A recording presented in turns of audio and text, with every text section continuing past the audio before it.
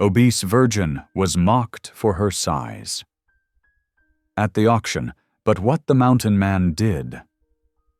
The crowd jeers as a trembling woman stands on the auction block, her dress torn by the wind and her dignity stripped bare.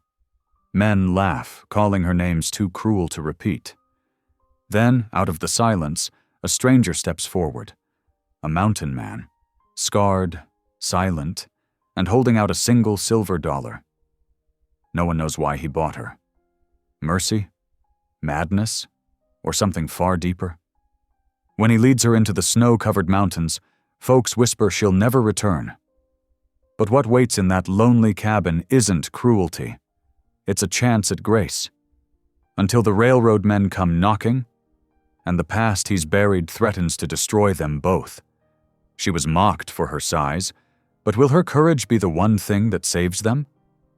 And when the whole town turns against them again, will his $1 act of kindness turn into the greatest love story the West ever saw? Drop a comment below and share which part of the world you're tuning in from today. If you enjoy stories like this, don't forget to subscribe for more. The autumn wind cut sharp across Silver Flats town square, stirring dust devils between the weathered buildings. Scarlet Whittle stood on the rough wooden platform, her hands clasped tight to keep them from shaking. The coarse rope around her wrists chafed with every tremor that passed through her body. Jeers echoed from the crowd of miners and roughnecks gathered for the debtor's auction. Their crude laughter stabbed at her like thorns, each barb finding its mark. She kept her eyes fixed on her worn boots, unable to meet the mocking stares directed her way. "Next up," the auctioneer's voice rang out, cutting through the whistles and catcalls. "We got ourselves a fine worker, if you can feed her." More laughter rippled through the crowd. Scarlet's cheeks burned hot despite the cool autumn air. She'd known shame before, but nothing like this public humiliation. The auctioneer, a wiry man with tobacco-stained teeth, gave her arm a rough pat. "Come on now, show the folks what they're bidding on. Head up, girl." Scarlet raised her chin slightly, fighting back tears. The crowd before her was a blur of weathered faces and dusty clothes. Mining camp roughnecks elbowed each other, making crude gestures. A few town women stood at the edges, whispering behind raised hands. "Who'll start the bidding? She's got skills with a needle, comes from good stock, just needs a firm hand to set her straight. Her pa's debts won't pay themselves, folks." "2 bits!" someone called out. "$50," another voice joined in. The bids came slow, peppered with rude comments about her size and worth. Scarlet's throat felt tight, like it was closing up entirely. She'd known this day was coming since her father's death left her with his mounting debts, but the reality was far worse than her darkest imaginings. 75 cents, called a gruff voice from the back. "For the entertainment value alone!" Fresh laughter erupted. Scarlet blinked rapidly, determined not to let them see her cry. Her mother had always told her to hold her head high, no matter what others said. But her mother was long gone now, and Scarlet had never felt more alone. $1. The deep voice cut through the noise like a knife. The crowd fell silent, parting to reveal a tall figure standing at the back. Scarlet's heart skipped a beat as she recognized Michael Creed, the reclusive mountain man known throughout the territory. He stood straight-backed and still, his broad shoulders wrapped in a worn buckskin jacket. A long scar traced down his left cheek, visible even beneath the shadow of his wide-brimmed hat. His eyes, when they met hers, were steady and unreadable. The auctioneer recovered first. "Well now, we got ourselves a real bid. $1 from Mr. Creed. Any other takers?" His gaze swept the crowd, but the previous bidders suddenly found great interest in their boots or the distant mountains. Michael Creed's reputation preceded him. Stories spoke of his years as an army teamster, of his skill with both rifle and knife. Some whispered about his marriage to a Ute woman, and how her death had driven him to the high country. All agreed it was best to give him wide berth. "Going once," the auctioneer called, his voice carrying across the now quiet square. "Going twice." He paused, but no one spoke up. "Sold to Mr. Creed for $1. Scarlett's legs trembled as Michael climbed the platform steps. His movements were deliberate, almost graceful despite his size. He paid the auctioneer with a single silver dollar, then turned to her. Without a word, he drew a knife from his belt. Scarlett couldn't help flinching, but he only used it to cut the rope from her wrists. His touch was surprisingly gentle as he took her elbow, guiding her down the steps.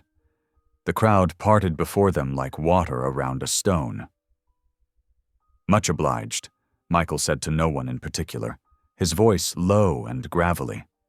He led Scarlett through the dispersing crowd, past the general store and the assayer's office, to where 2 horses waited.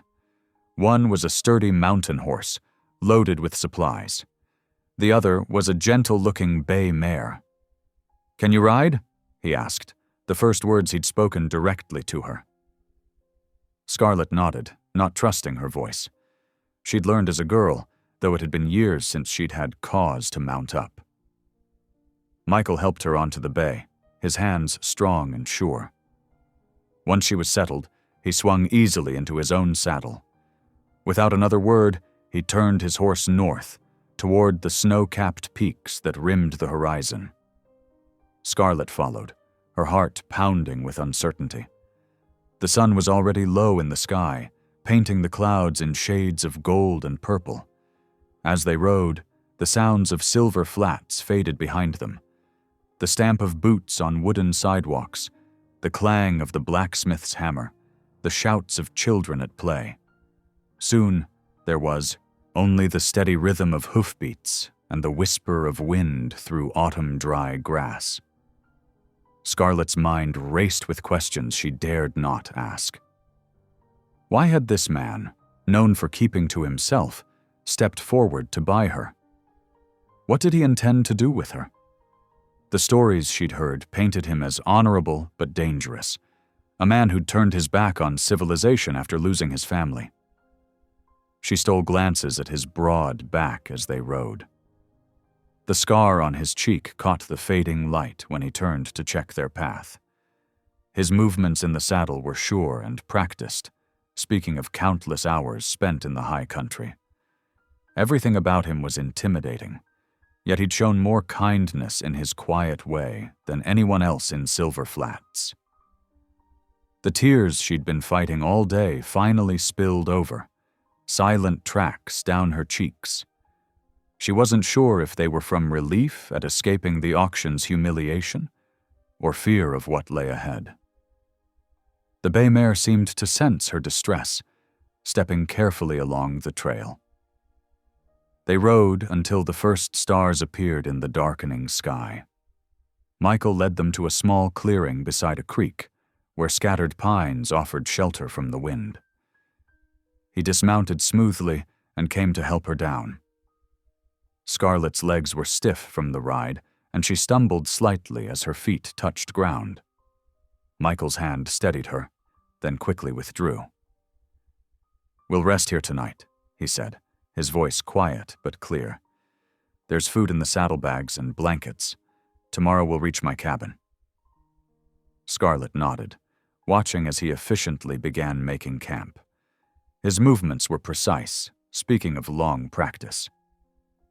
Soon a small fire crackled, pushing back the gathering darkness. The horses were unsaddled and picketed where they could graze, and Michael pulled bread, dried meat, and a tin of coffee from his supplies. They ate in silence, the fire popping and hissing between them. Scarlett's hands shook slightly as she held the tin cup of coffee he'd poured her. The hot liquid helped ease the tightness in her throat, but questions still burned on her tongue. Finally, she gathered her courage. "Mr. Creed," she began, her voice barely above a whisper, I'm grateful for what you did today." But I don't understand why." Michael was still for a long moment, staring into the flames. When he spoke, his voice was rough with something that might have been pain. "No one deserves to be sold like cattle, least of all someone who's done no wrong."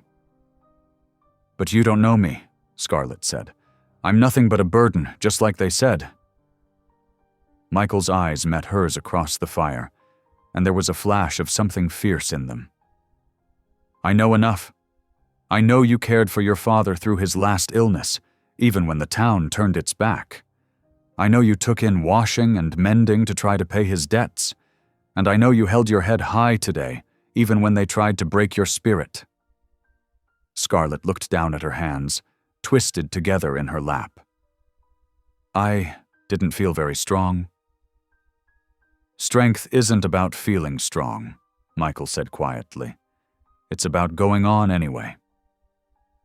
The words hung in the night air between them, accompanied by the soft sounds of the horses grazing and the creek's gentle murmur.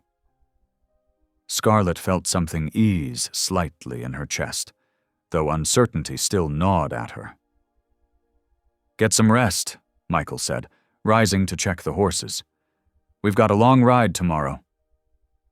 Scarlett wrapped herself in the blanket he'd provided, using her bundle of meager possessions as a pillow. The ground was hard beneath her, but after the events of the day, even that discomfort couldn't keep her from exhaustion's pull. The last thing she saw before sleep claimed her was Michael's silhouette against the star-filled sky, standing guard over their small camp like a sentinel from some ancient tale. Despite her fears and uncertainty about what lay ahead, she felt safer than she had in months. The night wind whispered through the pines, carrying the lonely cry of a distant coyote. But for the first time since her father's death, Scarlett slept without dreams of debt collectors or jeering crowds. Whatever tomorrow might bring, she had been spared from public auction by an act of unexpected mercy. That, at least, was something to hold on to in the darkness. The mountain trails grew steeper as Michael led them northward. Fresh snow dusted the pines, and their horses' breath came in white puffs against the cold air. Scarlett pulled her thin shawl tighter, trying not to shiver. The second day of their journey had brought deeper snow and sharper wind. Michael glanced back, noting her discomfort. Without a word, he reined in his horse and dismounted. From his saddlebags, he pulled a heavy wool coat, worn but sturdy. "Here," he said, holding it up to her. "Was Clara's, my wife's. No sense in you freezing." Scarlett hesitated only a moment before accepting his help. The coat settled warm around her shoulders, smelling faintly of pine smoke and age. "Thank you," she whispered. They rode on through the afternoon, following a creek that grew increasingly icy at its edges. The terrain had changed from the dusty mining country below. Here everything was pristine and wild, touched only by wildlife and weather. Fresh deer tracks crossed their path, and once a fox darted through the underbrush.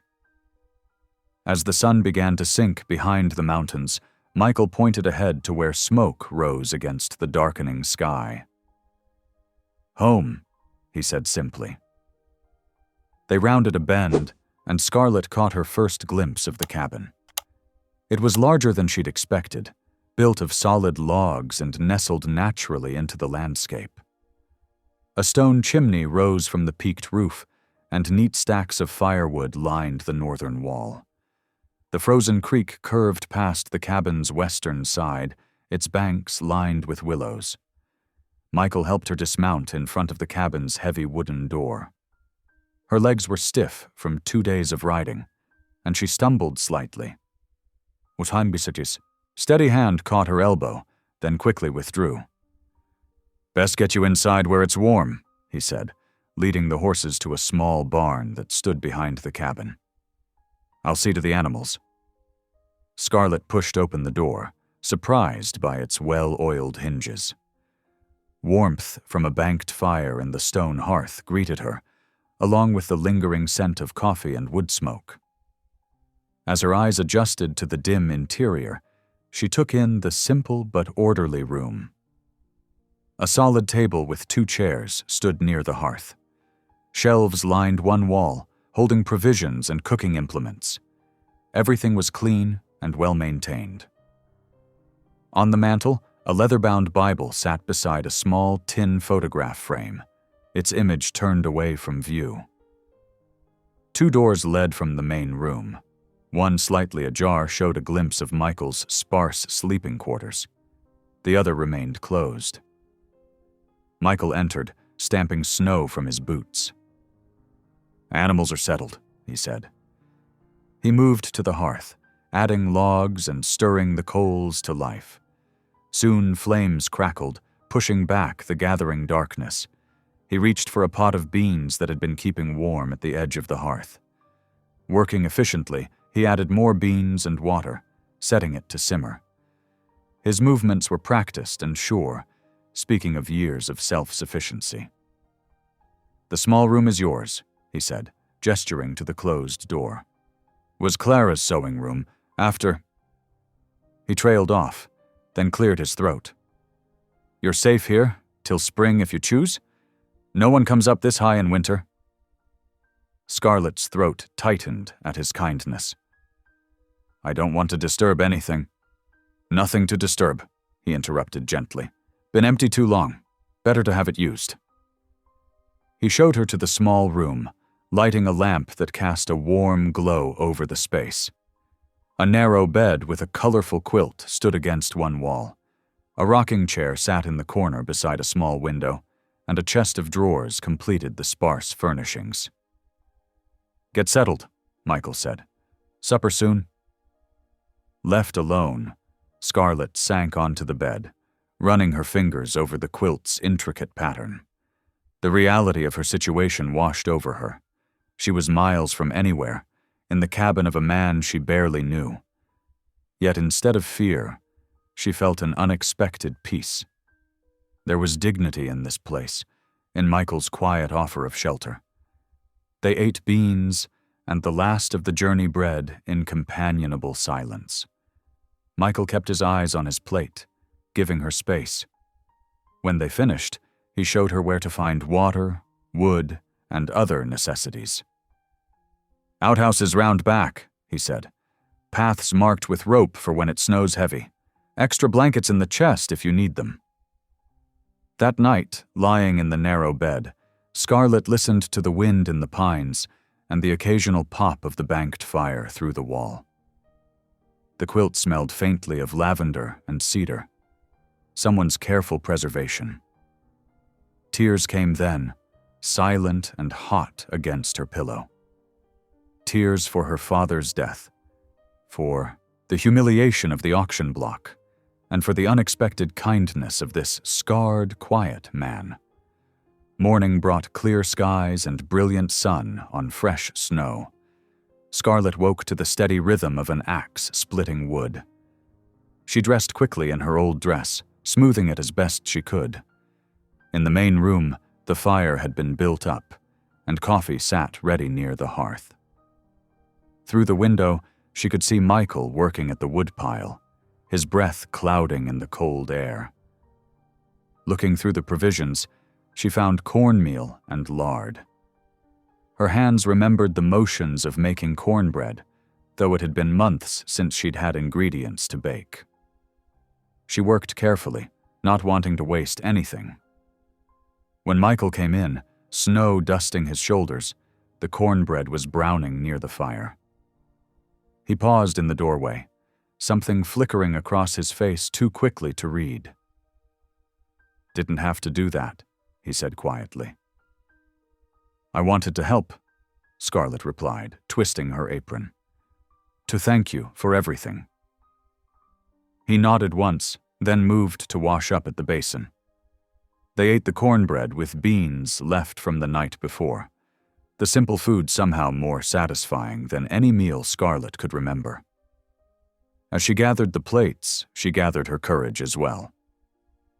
"Mr. Creed," she began, "why did you buy me? Really?" Michael was silent so long she thought he wouldn't answer. When he finally spoke, his voice was rough with emotion. "No one deserves laughter for living," he said. "Saw too much of that kind of cruelty after the war, with the tribes, with Clara." He looked down at his scarred hands. "Sometimes mercy is just stopping the laughter." Scarlett blinked back tears at his simple words. In town, they said you'd turned your back on people, but that's not true, is it?" "People turned first," he replied. "After Clara died, my wife, she was Ute. Town showed its true colors. Decided to make my own peace up here." He stood, moving to add wood to the fire. "But that don't mean turning blind when something's wrong." The fire crackled between them, warm and steady. Outside, snow began falling again, soft flakes drifting past the windows. In that moment, Scarlett felt something shift inside her. A tiny seed of hope taking root. Here in this mountain cabin, with this quiet man who'd offered shelter without demands, perhaps she could find a way to begin again. They settled into a careful rhythm as the day progressed. Michael showed her where everything was kept, explained the routine of bringing in wood and water. His instructions were brief but clear, treating her as someone capable rather than a burden. By evening, Scarlett had learned the pattern of the cabin, how the fire needed feeding every few hours, which floorboards creaked, how to gauge the weather by the way smoke rose from the chimney. Small things, but they helped her feel less lost. As darkness fell, Michael lit the lamps and settled in his chair to read his Bible. Scarlett took up the mending she'd found in a basket, grateful for the familiar task. The quiet between them was comfortable now, broken only by the whisper of turning pages and the click of her needle. Days settled into a gentle rhythm at the mountain cabin. Each morning, Scarlett woke to the sound of Michael already at work, chopping wood, feeding livestock, or clearing snow from the paths. She'd rise and stoke the fire, grateful for the simple tasks that filled her hours. The December days grew shorter, but the cabin stayed warm and bright. Scarlett found comfort in the routine of domestic chores, sweeping the plank floors, washing dishes in the copper basin, hanging fresh herbs from the rafters to dry. Michael had everything organized with careful precision, each tool and supply in its proper place. They moved around each other like careful dancers, speaking little but watching always. Michael would nod his thanks when she set out meals, and Scarlett would smile briefly when he brought in fresh firewood. Their silence held no tension. It was the quiet of two wounded souls finding peace in simple work. One morning, as frost painted delicate patterns on the window panes, Scarlett gathered her courage while kneading bread dough. "The cabin seems built for a family," she said softly, not looking up from her work. Michael paused in cleaning his rifle at the table. The cloth in his hands stilled. "It was," he said after a long moment. 5 winters ago." Scarlett waited, her hands steady in the dough, though her heart ached at the pain in his voice. "Clara, my wife, she took sick first. Then our boy." His words came slow, like water from a frozen stream. "Smallpox. Nothing to be done but watch them slip away." Scarlett's hands trembled now. "I'm so sorry," she whispered. "Clara was Ute," Michael continued, his eyes fixed on the rifle but seeing something far away. "Taught me about this land, how to listen to it, respect it." He set the cleaning cloth down. "Townfolk never understood. After she passed, seemed easier to stay up here. Less explaining to do." The bread dough felt cool under Scarlett's fingers as she shaped it into loaves. She understood about explaining, about the sidelong glances and whispered words that could cut deeper than knives. That afternoon, while preparing supper, Scarlett reached for a heavy iron pot on the stove. The handle shifted unexpectedly, and scalding water splashed across her hand. She gasped, dropping the pot back with a clang. Michael appeared beside her instantly, his presence solid and sure. Without a word, he took her burned hand in his calloused ones, examining it in the fading daylight from the window.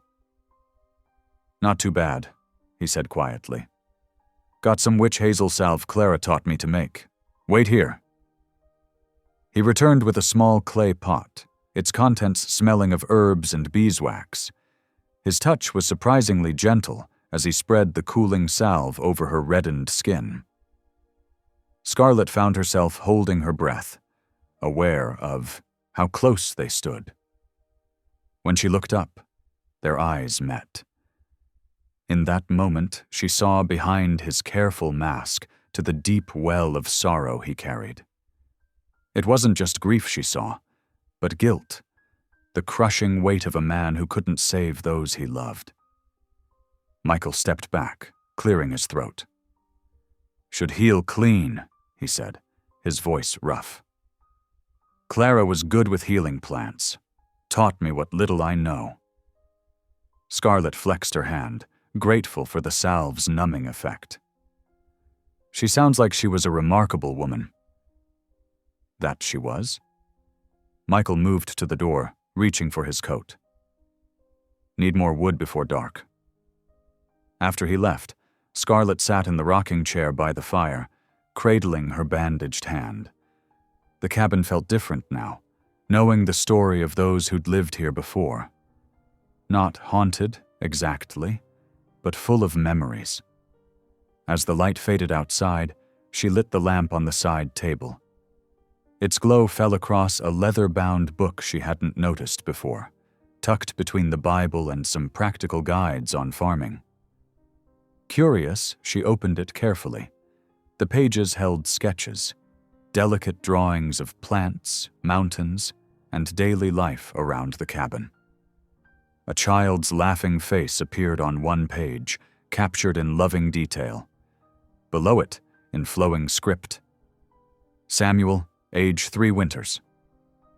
Scarlett closed the book gently, her throat tight. She returned it exactly as she'd found it, understanding now why Michael kept it close but hidden. Through the window she could see him in the yard, splitting logs by moonlight. His movements were steady and strong, but something in the set of his shoulders spoke of weariness beyond physical tiredness. As she watched, he paused, leaning on the axe handle. His lips moved, forming a single word she couldn't hear but knew must be Clara. Scarlett retreated to her small room, kneeling beside the narrow bed. The quilt that covered it had been made by Clara's hands, she realized now. Everything in the cabin carried echoes of the family that once filled it with life. "Lord," she whispered into the darkness, "please don't let me become another ghost in his memory. Show me how to bring light back to this place without dishonoring those who came before." The wind whispered through the pines outside, and somewhere in the distance, a lone wolf called to the moon. Scarlett remained on her knees, adding her own silent prayers to the night's quiet song. In the main room, the fire crackled low in the hearth. Michael's steady rhythm with the axe continued, each stroke measured and true. 2 souls, each carrying their own burdens, connected by circumstance and mercy, waited for dawn to bring another day of careful words and shared silence. The lamp burned steadily on the side table, its light falling across the closed sketchbook, a bridge between past and present, sorrow and hope. Outside, the first stars appeared in the winter sky, watching over the cabin and its inhabitants as they navigated the delicate dance of healing hearts. Though morning brought a fresh dusting of snow, coating the pine branches in delicate white. Scarlett stood at the cabin window, watching as a lone rider emerged from the tree line, his horse picking its way carefully through the drifts. The sight of another person felt strange after weeks of isolation. Michael rose from his place by the fire, hand instinctively moving to the rifle mounted above the door. They weren't expecting visitors, and unexpected guests rarely brought good news to these remote heights. The rider pulled up near the hitching post, his breath visible in the cold air. He wore the dusty clothes of a town messenger with a canvas bag crossed over his chest. "Mr. Creed," he called out, staying mounted. "Got a telegram from Silver Flats." Michael stepped onto the porch, his boots crunching in the fresh snow. Scarlett watched through the window as he took the folded paper, pressing a coin into the messenger's gloved hand. The rider tipped his hat and turned his horse, clearly eager to return to town before the weather worsened. Inside, Michael unfolded the telegram with careful fingers.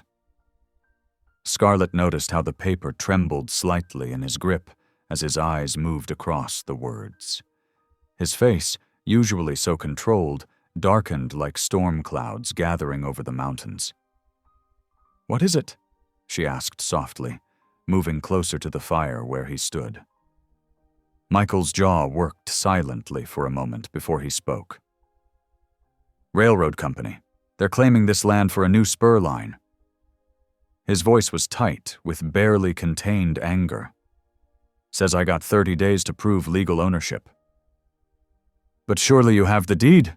Scarlett asked, her heart beating faster at the threat to their sanctuary. Michael ran a hand through his graying hair. "Had it. Filed at the county office when I first settled here. But after Clara..." He stopped, swallowing hard. "After I let some things slip. Never thought to check on it." Scarlett watched as he paced the cabin's length, his shoulders tense as a drawn bowstring. The paper crackled in his clenched fist. She understood what this meant. Without proof of ownership, the railroad could take everything. The cabin, the creek, the carefully tended garden plot where Clara's herbs still grew, all of it gone. The lamp sputtered as evening drew in, casting long shadows across the plank floors. Michael had barely spoken since the messenger left, lost in his own dark thoughts. Scarlett moved quietly around the cabin, preparing their evening meal, but her mind worked steadily as she stirred the pot of beans. As they sat down to eat, she gathered her courage. "The county office keeps ledgers," she said, her voice stronger than she felt. "Every land claim, every deed, it's all recorded. If we search through them..." "We?" Michael looked up sharply. "You're offering to go back to town?" Scarlett's hands twisted in her apron under the table, but she held his gaze. "I worked in my father's shop for years. I know how to read ledgers, find what's important." She took a deep breath. "And 2 sets of eyes are better than 1. Michael shook his head. "You don't need to face those people again. Their cruel words, their stares." "I've faced worse than stares," Scarlett said quietly. "And this is important. This is your home." Something flickered in Michael's eyes at that last word. He studied her face for a long moment, as if seeing something new there. Finally, he nodded slowly. "We'll need to leave at first light. Weather's turning colder." They spent the evening preparing for the journey. Michael cleaned his rifle and checked their supplies, while Scarlett packed bread, dried meat, and coffee in oilskin wrappings. They worked in comfortable silence, moving around each other with the ease of practice. As Scarlett folded warm blankets for the ride, she caught Michael watching her, his expression unreadable in the lamplight. "What is it?" she asked. "You surprise me," he said simply. "Most folks would be glad to see the back of this place, after everything." Scarlett smoothed the blanket with careful hands. "This cabin has been kinder to me than anywhere else I've known," she said softly. "I won't see it taken without a fight." Michael nodded, something like respect warming his usually guarded features. They finished their preparations in silence, but it was a different kind of quiet now. Purposeful, shared. Dawn came gray and cold, with more snow threatening in the heavy clouds. Scarlett helped Michael saddle the horses, her breath making small clouds in the pre-dawn air. Her mare, a gentle bay Michael had been training, stood quietly as they secured the packs. "You remember how to mount?" Michael asked, adjusting her stirrup length. Scarlett nodded, patting the mare's neck. In the weeks since her arrival, Michael had taught her the basics of horsemanship, patient with her initial fear. Now she felt almost comfortable in the saddle. As the first pale light touched the eastern sky, they led the horses out of the barn. Michael paused to lock the cabin door, his movements deliberate. Scarlett watched him run a hand along the rough-hewn logs, as if memorizing their feel. "We'll find what's yours," she said quietly, the words carrying clearly in the still morning air. "The proof is there somewhere. We just have to look." Michael turned to her, his scarred face softened by something that might have been hope. He nodded once, then mounted his big roan stallion with practiced ease. Scarlett gathered her reins and settled into her saddle, straightening her back against the cold. The sun was just beginning to glimmer through the trees as they rode out, their horses' hooves making soft prints in the new snow. Behind them, the cabin stood dark and quiet, waiting. Ahead lay Silver Flats, with its ledgers and its memories, and somewhere in those pages, the key to saving their mountain home. The telegraph paper crackled in Michael's coat pocket as they rode, a constant reminder of what was at stake. But Scarlett felt a strange new strength flowing through her veins, warming her against the winter air. For the first time in her life, she had something worth fighting for. Not just Michael's home, but perhaps her own place in the world as well. As they descended through the pine forest, light snow began to fall again, dusting their shoulders and their horses' manes with white. The morning was silent except for the creak of leather and the soft breathing of their mounts. But in that silence, something had changed. They rode together now not as rescuer and rescued, but as allies in a common cause. Michael led the way down the familiar trail, his broad shoulders set with determination. Scarlett followed, her mare's steps sure and steady in the fresh snow. Above them, the heavy clouds promised more weather to come, but neither rider looked back. The time for hesitation was past. Now there was only the path ahead, and the hope of finding what they sought before it was too late. The mountain trail wound treacherously between ice-glazed rocks and snow-laden pines. Michael led the way, his roan picking each step with practiced care, while Scarlett's bay mare followed close behind. The late autumn wind bit through their heavy coats, carrying the promise of more snow. "Careful here," Michael called back, pointing to a patch of ice hidden beneath fresh powder. "Keep to the right where the stone gives better footing." Scarlett guided her mare as instructed, grateful for the steady animal beneath her. The first day of travel had taught her muscles aches she'd never known existed, but she kept her discomfort to herself. Each mile brought them closer to Silver Flats, and to proving Michael's claim on his land. They made camp that night in a sheltered hollow, where thick stands of pine broke the worst of the wind. Michael built a small fire, while Scarlett spread their bedrolls on opposite sides of the flames. The familiar routine of preparing their evening meal helped ease the day's tension. "Town won't be kind," Michael said quietly, as they sat with tin cups of coffee. "Those men from the auction, they'll remember." Scarlett's hands tightened around her cup. "I know. You could wait at the livery while I—" "No." Her voice was soft but firm. "I won't hide, Michael. What they think doesn't matter anymore." He studied her face across the firelight, his expression thoughtful. "You've changed since that day." "Perhaps I'm just remembering who I was meant to be," she replied, surprising herself with the words. The second day brought them down from the high country, through stands of aspen where dried leaves rattled like whispered warnings in the wind. By late afternoon, smoke from Silver Flat's chimneys came into view, rising straight and dark against the pewter sky. Scarlett felt her heart quicken as they approached the outskirts of town. Everything looked exactly as she remembered. The same rutted streets, the same false-fronted buildings, the same hard-faced men lounging outside the saloon. Only she was different now. The first sneering face appeared before they'd reached the main street. A miner elbowed his companion, pointing and grinning. "Ain't that the fat girl from the auction block?" he called out loudly enough to turn heads. More faces appeared in doorways and windows. Scarlett kept her spine straight, though her cheeks burned. She saw recognition dawn in their eyes, followed by cruel amusement. Laughter rippled through the gathering crowd. Michael's hand dropped to his holster, his knuckles white against the worn leather. Without taking her eyes from the street ahead, Scarlett touched his sleeve gently. "They can't touch us," she murmured. His jaw remained tight, but his hand relaxed slightly.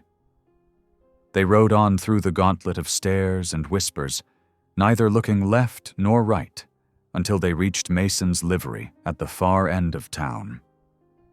Old Joe Mason himself came out to meet them, tugging his graying beard thoughtfully. "Michael Creed," he said, nodding. "Been a while since you showed your face in town." His eyes slid to Scarlett, then quickly away. "Need stabling for 2 horses," Michael said shortly, "and lodging, if you still rent that room above." "Rooms available." Mason named his price, which Michael paid without haggling.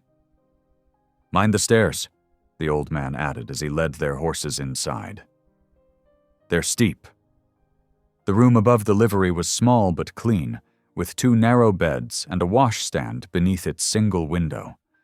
The smell of hay and horses drifted up through the floorboards, oddly comforting after the hostile streets below. While Michael saw to the horses, Scarlett took out paper and pencil from her bundle. Her hands moved with purpose as she wrote out names and times, every clerk and official they would need to see tomorrow at the courthouse. The methodical task helped steady her nerves. The sun was setting when Michael returned, bringing bread and stew from the hotel kitchen. They ate in comfortable silence, but Scarlett could see tension in the set of his shoulders. He was worried about more than just finding the deed. After their meal, Scarlett moved to the window while Michael cleaned his rifle. The glass was warped and dusty, but she could see the saloon across the street, its windows glowing yellow in the gathering dark. 2 women in bright dresses stood smoking beneath the porch lamp, their painted faces turned up toward the livery. "That mountain man's lost his wits, hauling her around," one said loudly enough to carry.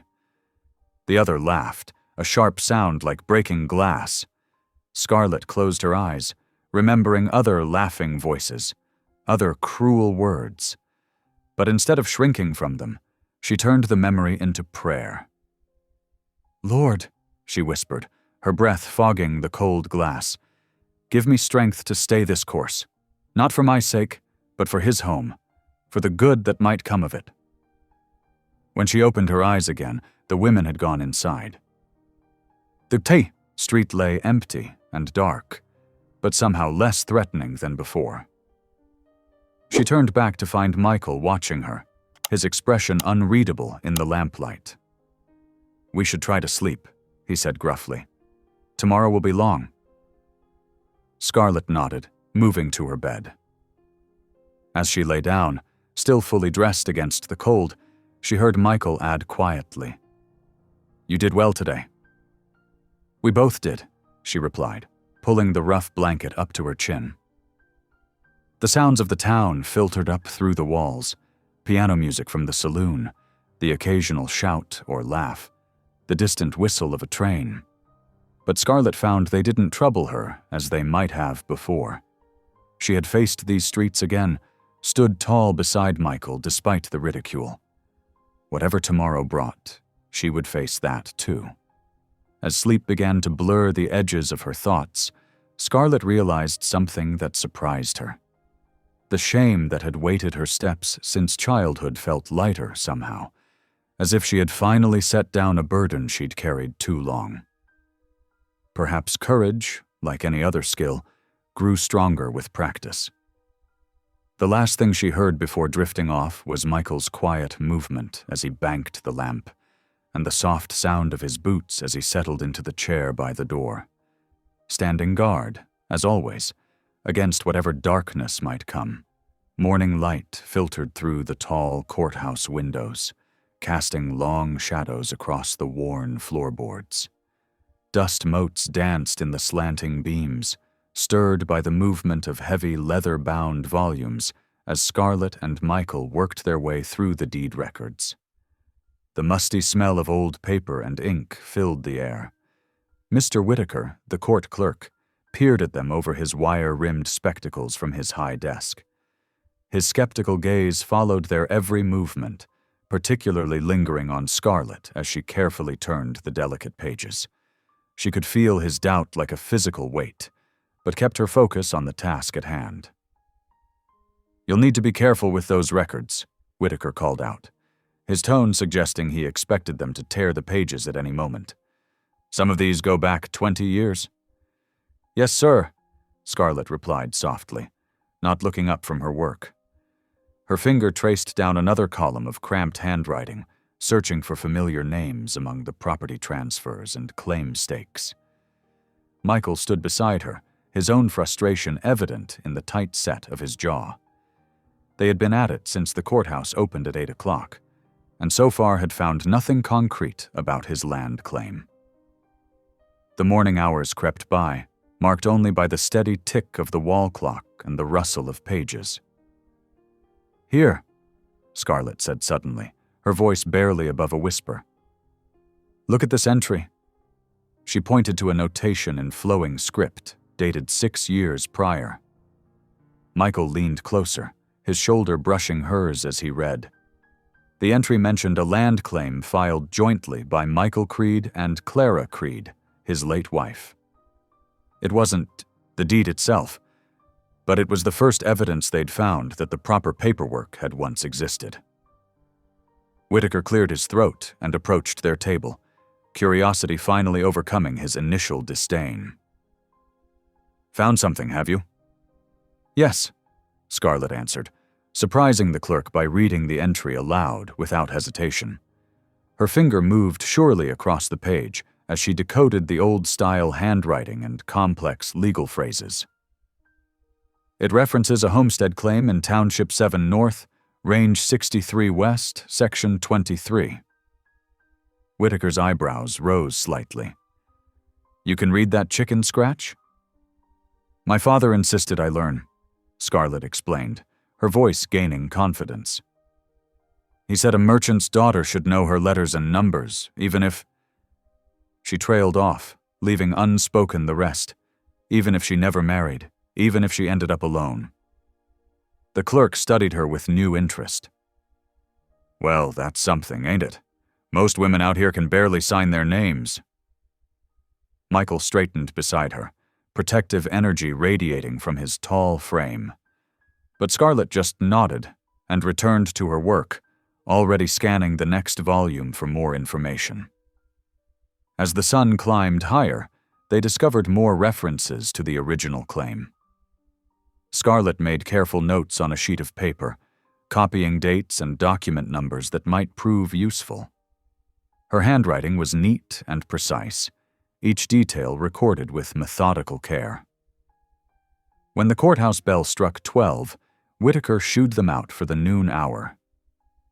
"Got to lock up while I take my dinner," he explained, not unkindly. "Come back at 1 o'clock if you've a mind to keep searching."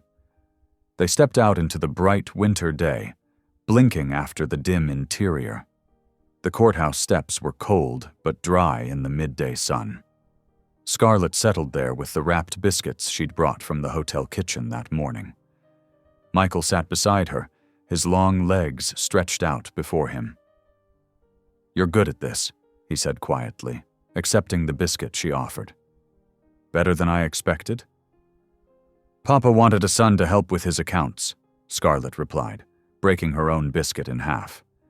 When he got me instead, he decided to make the best of it. She smiled faintly at the memory, though I doubt he ever imagined I'd use the skill this way. They ate in companionable silence for a few minutes, watching townspeople hurry past on their own errands. Few met their eyes, though plenty stared when they thought Michael wasn't looking. I saw Clara's name, Michael said suddenly, his voice rough. On that first entry you found. He stared down at his hands, calloused and strong, but somehow lost-looking in that moment. I didn't expect... It's hard to see her name written like that. Just words on a page. Scarlett turned to study his profile, seeing the pain etched there. She helped build your home, she said gently. Her name on these records isn't just words, it's proof of the life you shared, the work you did together. Michael's shoulders tensed. I can't bear to see her name on another paper, he admitted, like she's just some legal matter to be settled. No, Scarlett said with quiet conviction. These records don't diminish her memory, they defend it. Her signature on that deed helps protect the home she loved.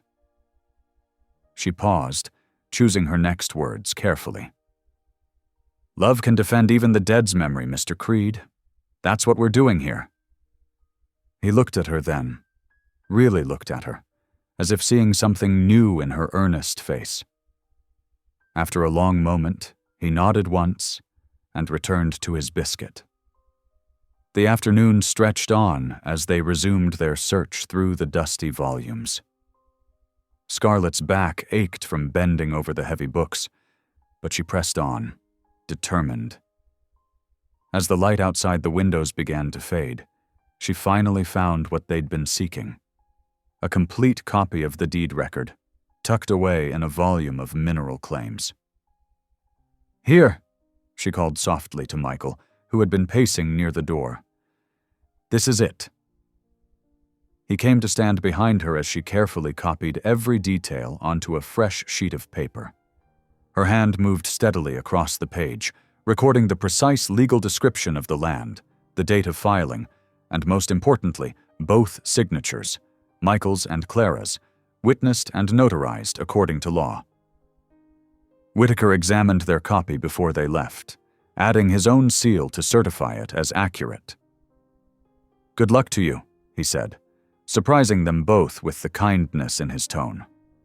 Railroad companies can be mighty particular about their papers. The walk back to the livery stable was slow, their bodies stiff from the long day of searching.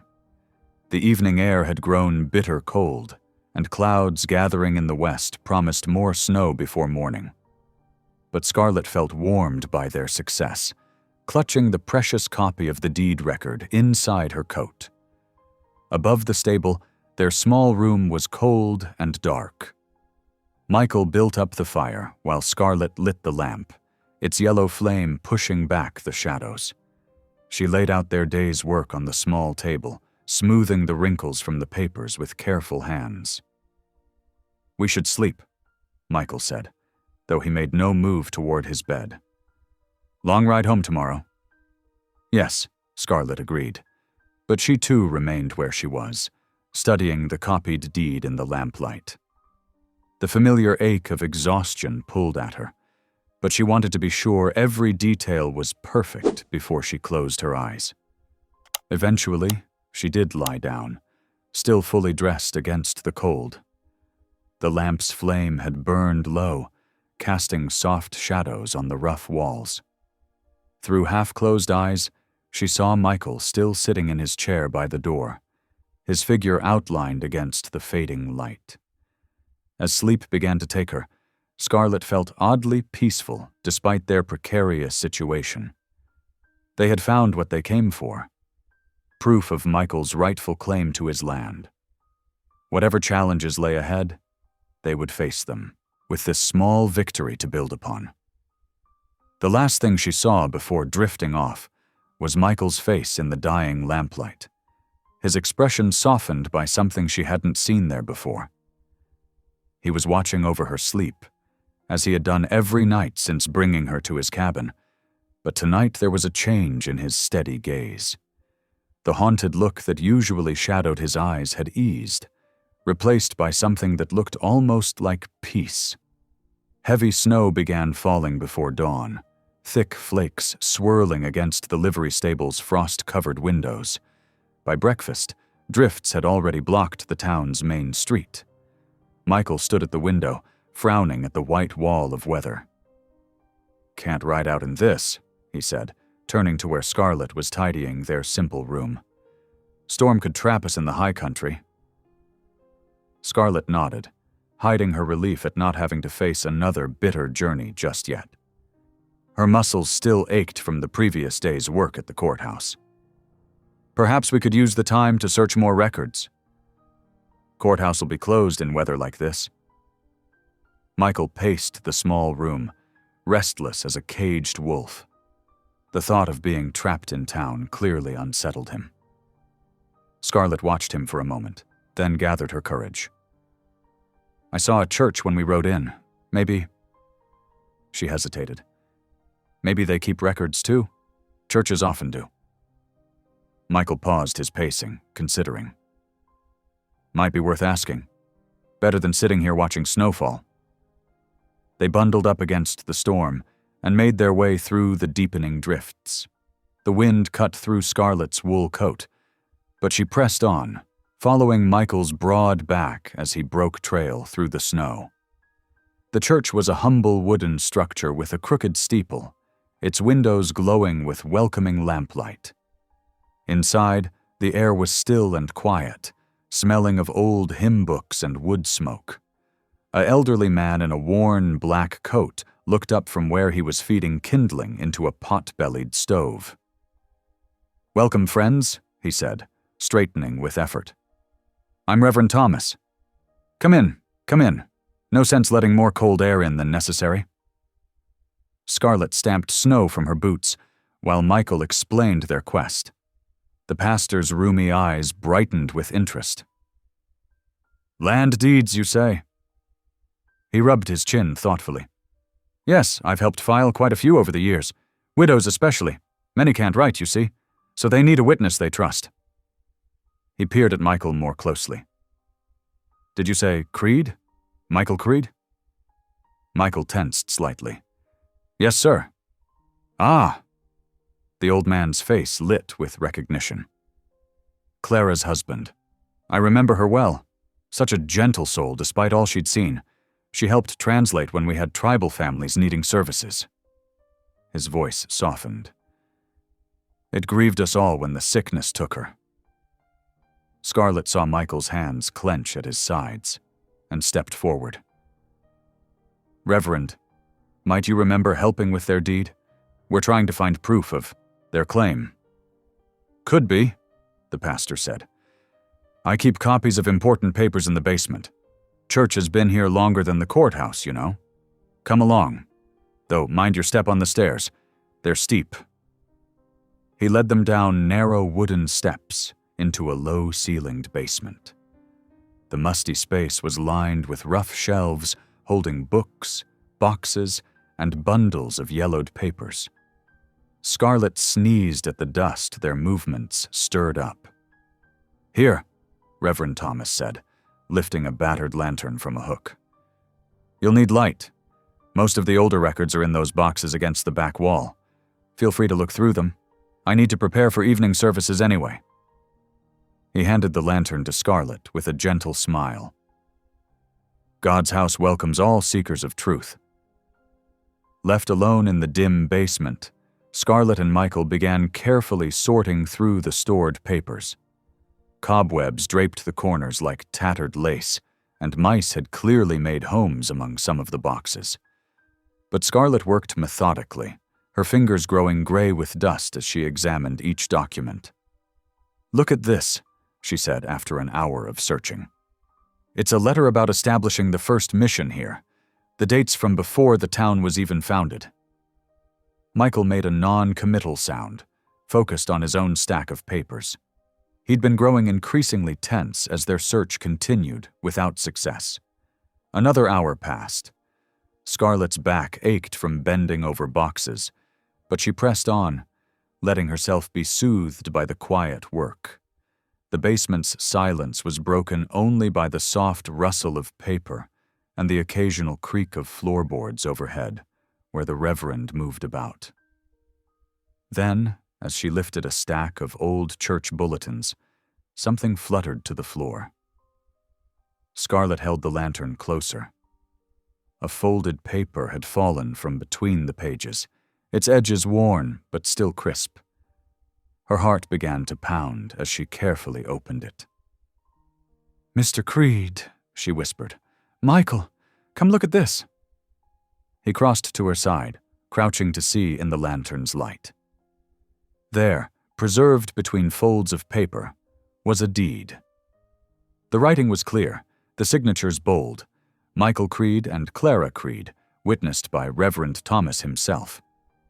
Most importantly, Clara's personal seal remained intact at the bottom, the wax still showing her distinctive mark. Michael's breath caught.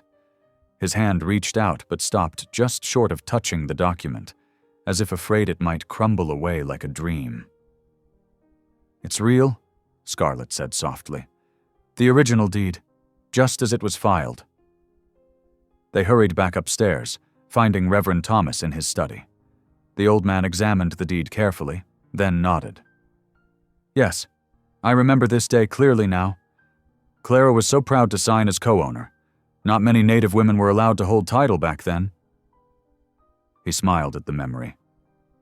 "She said the land would be a bridge between two peoples, a place where old wounds could heal." Michael turned away abruptly, but not before Scarlett glimpsed the moisture in his eyes.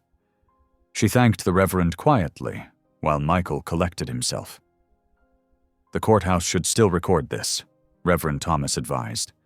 "But having the original deed with Clara's seal will carry weight with any judge. The railroad can't simply dismiss it." They rushed through the snowy streets to the courthouse, hoping to file the deed before the offices closed for the day. The clerk, Whitaker, was preparing to leave, but agreed to accept the document. "Judge Wilson won't be back until the storm clears," he warned them, carefully recording the deed in his ledger. "But once he verifies it, this should secure your claim, Mr. Creed. Railroad company will have to find another route." Back in their room above the livery, Scarlett hung their wet coats by the stove.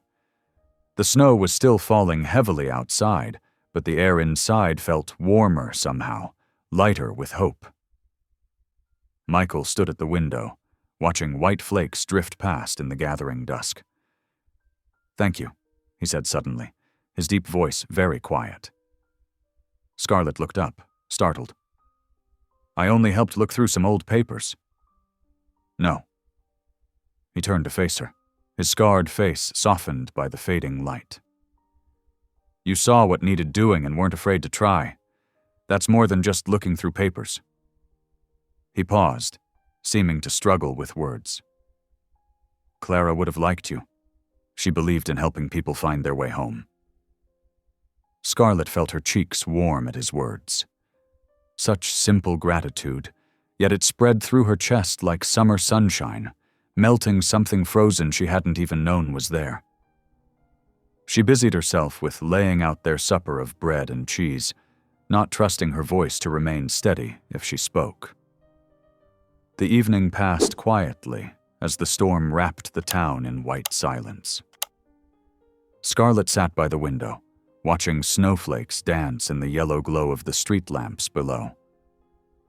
For the first time since being sold at auction, she felt truly useful. Not just a burden to be borne, but someone who could make a difference. Her father had always said she'd never amount to much, that her size and shy nature would keep her from finding a place in the world. But here she was, helping save a good man's home, with the very skills her father had reluctantly taught her. God did work in mysterious ways, she thought, smiling slightly as she watched the falling snow transform the rough mining town into something almost beautiful. Dawn broke over Silver Flats, painting the fresh snow in shades of rose and gold. The storm had passed during the night, leaving behind a crystalline sky and air so crisp it seemed to ring like struck glass. Scarlett stood at the livery stable door, breathing in the pure morning while Michael finished saddling their horses. "Roads'll be slow," he said, checking the cinch on his bay gelding. "But we should make it home before the next weather comes in." Home. The word settled warm in Scarlett's chest. She hadn't thought of any place as home since her father's death. Yet somehow the quiet cabin in the pines had become just that. Michael wrapped the precious deed carefully in oilcloth, tucking it deep in his saddlebags where it would stay dry. His movements were precise, but Scarlett noticed a new lightness in his bearing, as if finding Clara's signature had lifted some of the weight from his shoulders. They rode out as the sun cleared the eastern ridges. The fresh snow draped every fence and roofline in white, transforming the rough mining town into something almost magical. Even the hostile stares that had haunted their arrival seemed muted now, the townspeople more focused on clearing their doorsteps than tracking the odd pair's departure. The trail north wound through stands of pine and aspen, climbing steadily into the highlands. Their horses' hooves crunched through the crusty snow, sending up small clouds of diamond dust that sparkled in the morning light. The cold air burned clean in Scarlett's lungs, and she found herself smiling despite the chill that crept through her woolen coat. Near midday, they reached the first of several creek crossings.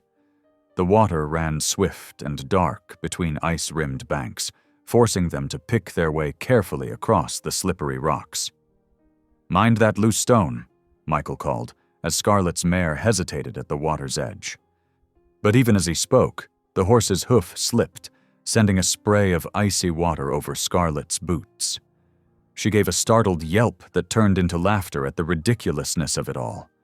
To her surprise, Michael's deep chuckle joined hers, the sound warming the winter air. "Reckon that's one way to cool your heels," he said, eyes crinkling at the corners.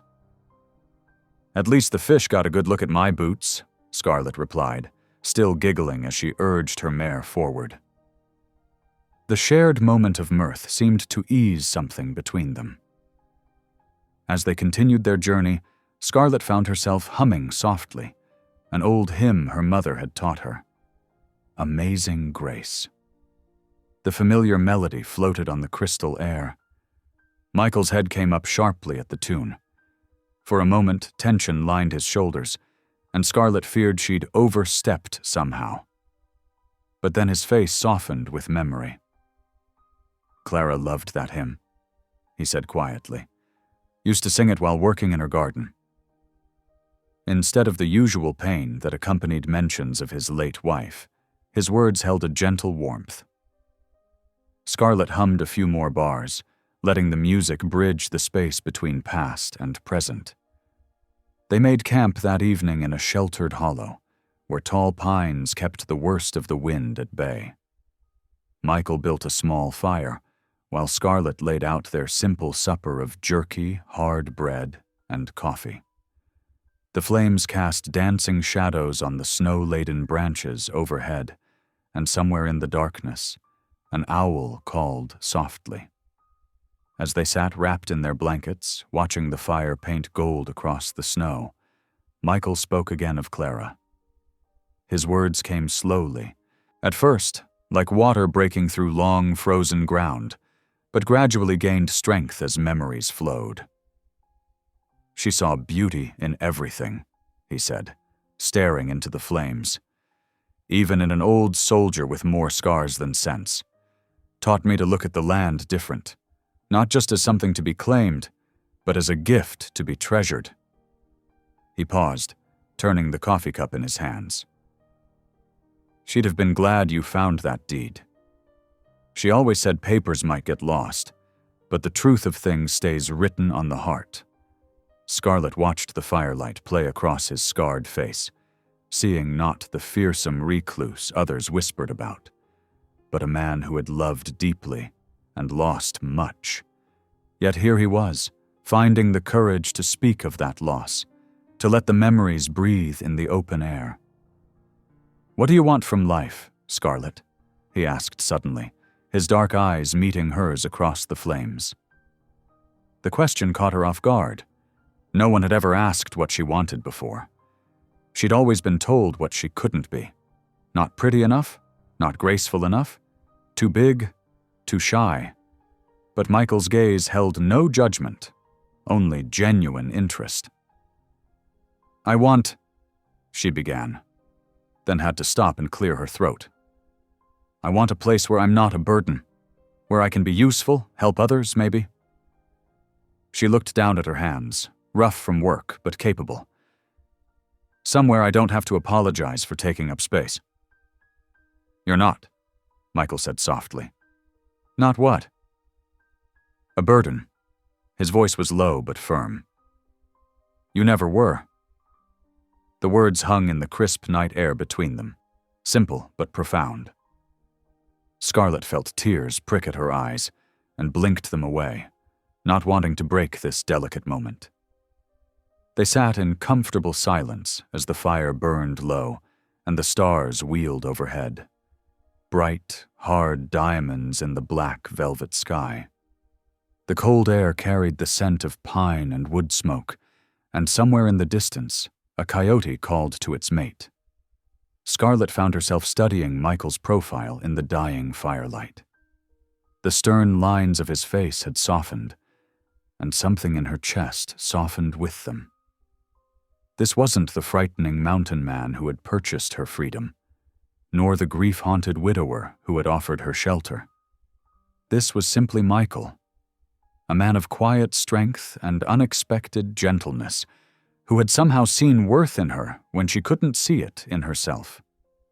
For his part, Michael seemed equally lost in thought, though his gaze kept finding its way back to her.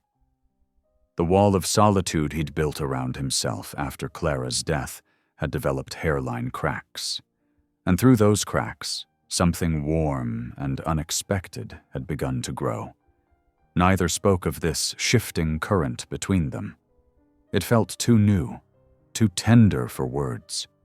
But as they prepared their bedrolls on opposite sides of the dying fire, both felt the change as surely as they felt the crisp night air on their faces. Sleep came slowly under the brilliant stars. Scarlet lay awake, watching her breath make clouds in the darkness and listening to the small sounds of the night forest.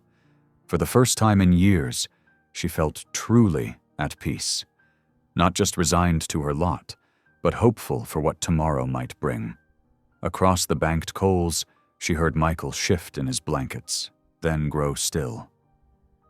The simple knowledge of his presence brought comfort, like the steady warmth of a hearth on a cold night.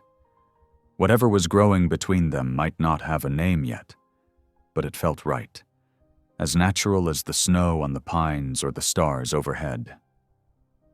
The night deepened around their small camp, wrapped in silence broken only by the occasional pop of cooling embers and the soft whisper of wind in the trees.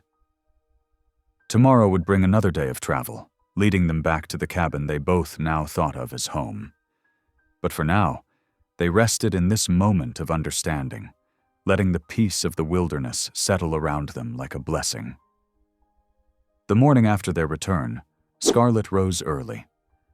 Dawn's pale fingers reached through the cabin's frost-etched windows, painting silver patterns on the wooden floor.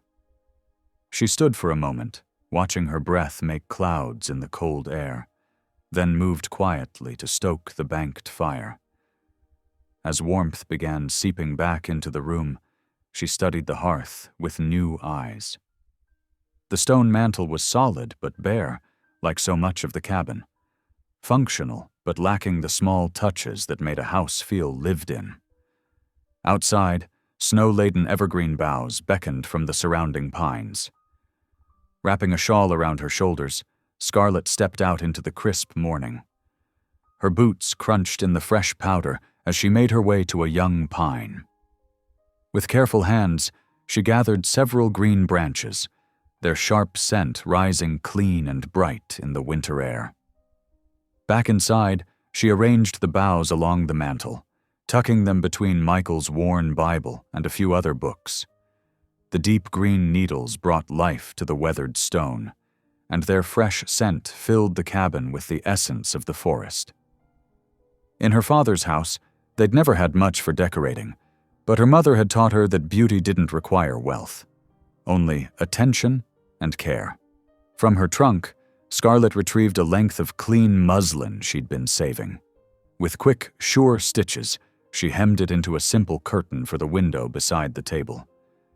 Michael found her hanging it when he came in from morning chores, his arms full of firewood.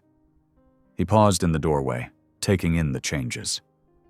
Snow melted from his boots into small puddles on the floor. "Hope you don't mind," Scarlett said softly, smoothing the fabric with nervous hands. "I thought it might—" "It's good," he interrupted, his voice rough but kind. "Cabin needed a woman's touch." The words might have stung once, reminded her of all the times she'd been told she wasn't feminine enough, but Michael's tone held only appreciation. He set the wood beside the hearth, pausing to touch one of the evergreen boughs with gentle fingers. That evening, after a simple supper of beans and cornbread, Michael reached for his Bible. It had become their habit to read a passage before retiring, but usually he read silently to himself. Tonight, though, he cleared his throat. "Would you like to hear some verses?" he asked, not quite meeting her eyes. Scarlett's heart warmed at the invitation. "I'd like that very much." His deep voice filled the cabin as he read from the Psalms, words of thanksgiving and praise rising like smoke to the rafters. The familiar verses took on new meaning in the shared silence, and Scarlett found herself relaxing into the peace of the moment. Days began to flow into a gentle rhythm. Each morning they rose with the sun, Michael to tend the livestock, Scarlett to kindle the fire and start breakfast. The cabin, once hollow with silence, now hummed with small domestic sounds. The scrape of a spoon against a bowl, the soft thump of dough being kneaded, the crackle of the fire being stirred. One morning, Scarlett's attempt at biscuits went awry, the bottoms turning dark while the tops remained doughy. She was about to scrape them into the pig bucket when Michael stopped her. "Ain't so bad," he said, breaking one open. "Bit of char adds flavor." His eyes crinkled with amusement as he took a deliberate bite. Scarlett couldn't help but laugh at his stoic acceptance of her culinary mistake. "You're too kind, Michael Creed. Those biscuits are hard enough to shingle a roof." His low chuckle joined hers, and suddenly the burnt breakfast became a shared joke rather than a failure. The sound of their mingled laughter seemed to warm the cabin more than any fire could. Speaking of the roof, Michael spent several days repairing weak spots in the barn's aging shingles. Scarlett would hear him up there, hammering and occasionally humming tunelessly to himself, a sound that would have been unremarkable if she hadn't known how rare it was for him to make any unnecessary noise at all. The week passed in peaceful industry. They settled into an easy partnership, each finding ways to contribute to their shared space. Scarlett learned to gauge Michael's moods by the set of his shoulders, to know when he needed quiet, and when he might welcome conversation. He, in turn, seemed to sense when her old insecurities threatened to overwhelm her, offering small words of praise or thanks that helped steady her spirit. Sunday dawned bright and cold, sunlight turning the snow-covered yard into a field of diamonds. Scarlett had always loved the Sabbath, even in her darkest times. It was a day for rest and reflection, for remembering that God's grace extended even to those the world deemed unworthy. As she moved about the cabin that morning, she found herself singing softly, the words of blessed assurance rising naturally to her lips. This is my story. This is my song, praising my Savior all the day long. She nearly stopped when she realized Michael was listening, but something in his expression encouraged her to continue. Then, to her amazement, his rough baritone joined in on the next verse. His voice was untrained but sincere, blending with hers in simple harmony. The hymn filled every corner of the cabin, wrapping around them like a warm embrace. Scarlett's eyes met Michael's over the last notes, and she saw in his face a reflection of her own wonder at this unexpected sharing. Later that afternoon, Scarlett stood by the window, watching snow begin to fall. The flakes drifted down in lazy spirals, adding fresh powder to the already white landscape. The curtain she'd hung shifted slightly in a draft, its simple presence somehow making the view more homelike. The cabin had changed in subtle ways over the past week. Evergreen boughs still decorated the mantel, their scent mixing with wood smoke and fresh bread. Michael's books sat in neater stacks, with a piece of her embroidery marking his place in the Bible. Their two chairs had gradually moved closer to the hearth, angled slightly toward each other as if in conversation. But the real change, Scarlett realized, was in how she felt within these walls. No longer a guest or a burden, but a participant in creating something new. The quiet joy that had taken root in her heart seemed to grow stronger with each passing day. "Thank you," she whispered, her breath fogging the cold glass. The words were meant for God, but they encompassed everything. Michael's kindness, the peace of their shared days, the growing sense that she had finally found where she belonged. Behind her, the fire crackled softly in the hearth. Michael's steady footsteps crossed the porch outside, returning from his evening check of the animals. The cabin waited to welcome him, warm and bright against the gathering dusk. Scarlett touched the window glass gently, watching the snow continue to fall. Each flake was unique, she'd heard, yet together they created something beautiful. Perhaps people were like that too, distinct and flawed, but capable of creating harmony when they found their right place. The door opened, bringing a swirl of cold air and Michael's solid presence. He stomped the snow from his boots, then paused to warm his hands by the fire. The domesticity of the moment wrapped around Scarlett like a favorite quilt, comfortable and secure. Evening settled over the cabin like a benediction. The snow fell steadily outside, but inside, warmth and peace reigned. Whatever the future might hold, Scarlett knew with quiet certainty that she had found her home, not just in these four walls, but in the gentle rhythms of life she and Michael were building together. The morning dawned crisp and clear, the snow-covered ground glittering like crushed diamonds.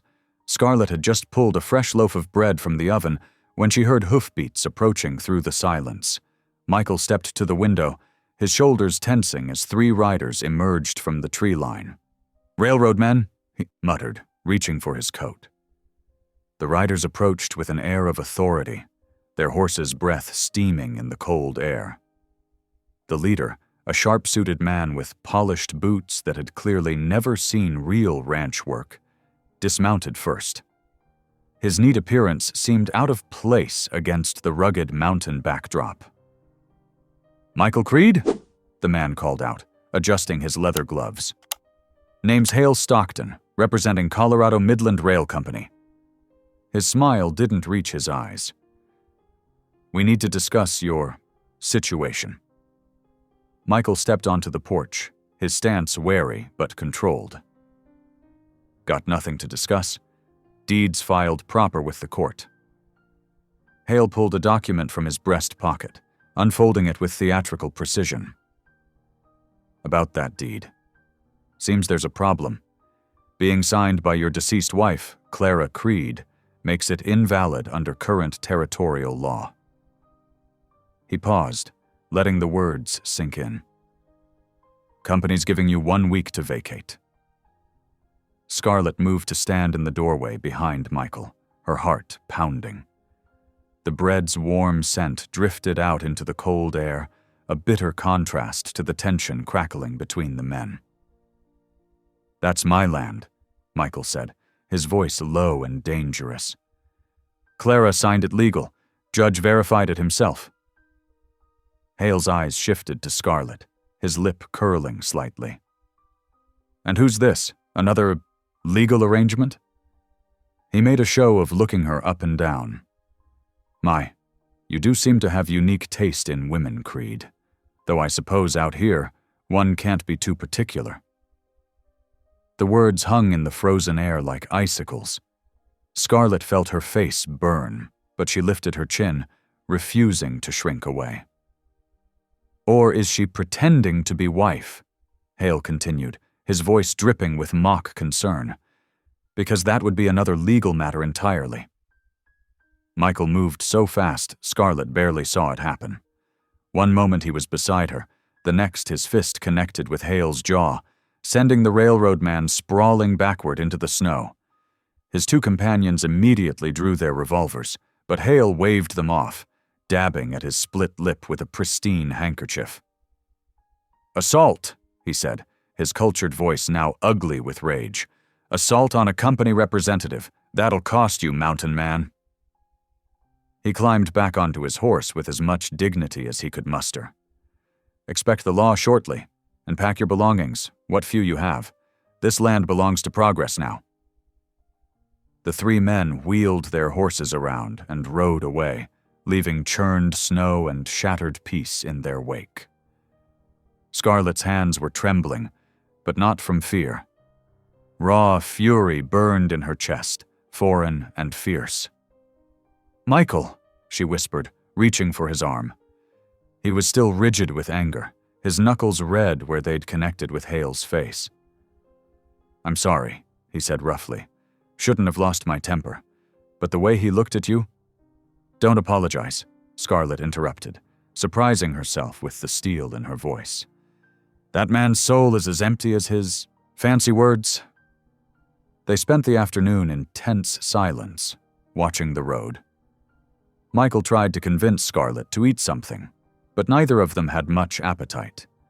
The bread cooled forgotten on the counter, its homey smell now seeming to mock their uncertainty. As dusk approached, fresh hoofbeats echoed through the trees. A single rider this time, Deputy Frank Cutter, his badge catching the last rays of sunlight.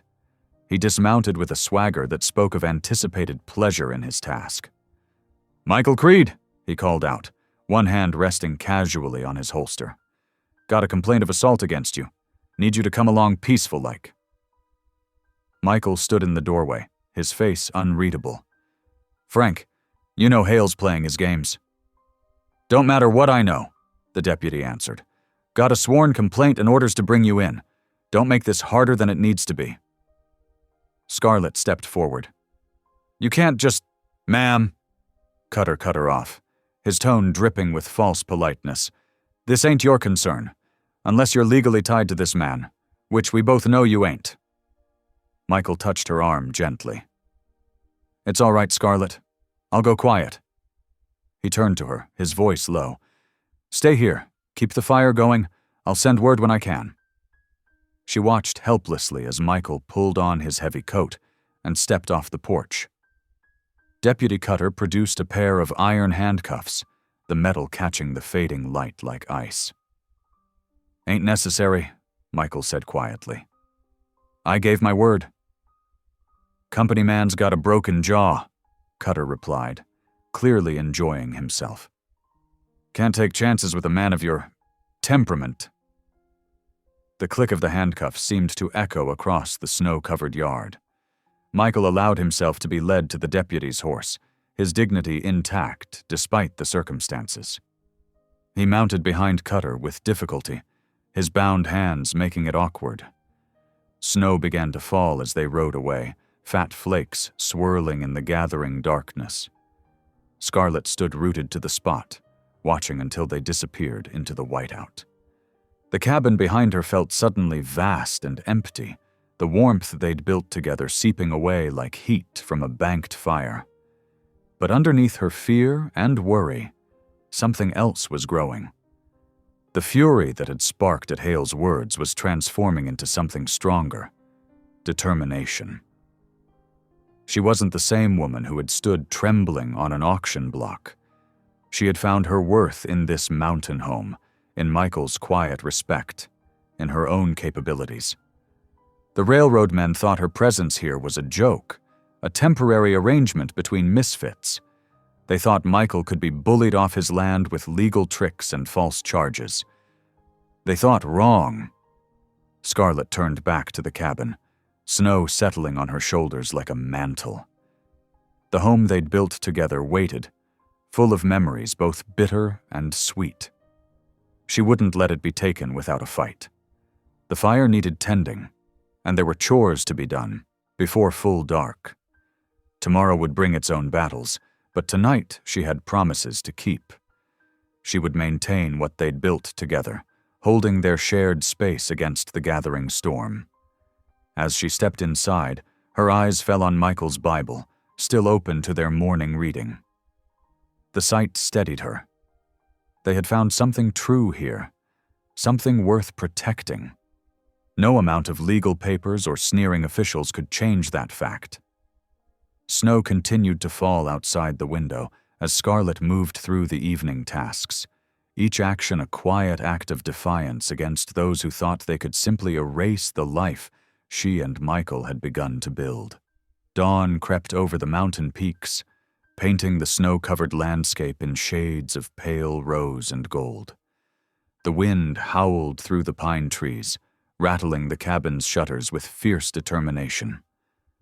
Scarlett opened her eyes slowly, the familiar weight of silence pressing down on her chest. The emptiness of the cabin felt different now, harder, colder without Michael's steady presence. She pulled herself from beneath the thick quilts, shivering as her feet touched the wooden floor. The fire had died down to glowing embers during the night, and her breath clouded in the chill air. This was the first time she'd woken alone in the cabin since that initial night months ago, when she'd cried herself to sleep in Clara's old room. "Lord, give me strength," she whispered, moving to stoke the dying fire. Her hands trembled as she added kindling, but not from the cold. The thought of Michael spending the night in a jail cell made her stomach twist. The wind's mournful song reminded her of pressing duties. The animals wouldn't feed themselves, and the barn needed tending. Scarlett pulled on Michael's spare coat, the oversized garment swimming on her frame, and pushed open the heavy door. The blast of icy air nearly knocked her backward. Snow had drifted against the cabin walls overnight, creating smooth white waves that reached halfway up the windows.